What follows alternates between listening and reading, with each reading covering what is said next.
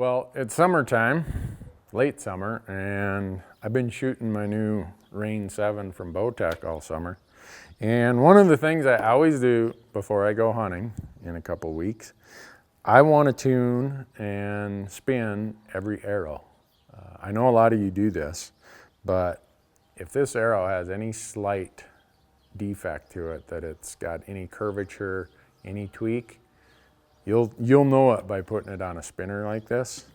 And you don't want an arrow that has any, even the slightest imperfection. So I just put them on the spinner, and the very tip of the arrow should stay in one spot the whole time the arrow is spinning. If not, you need to get rid of that arrow.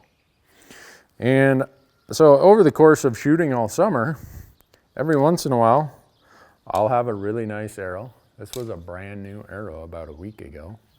And you can even see it probably from there, but this over exaggerates what happens because I know this arrow is tweaked.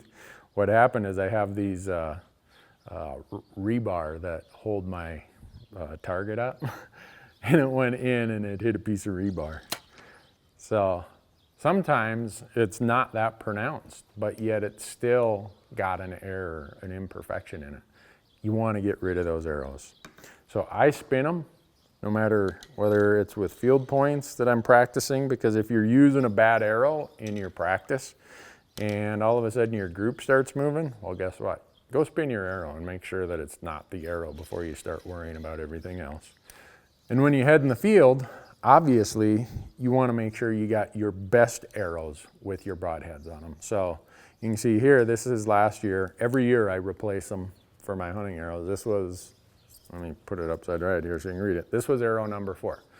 In my quiver, this is what I thought was my 4th best arrow.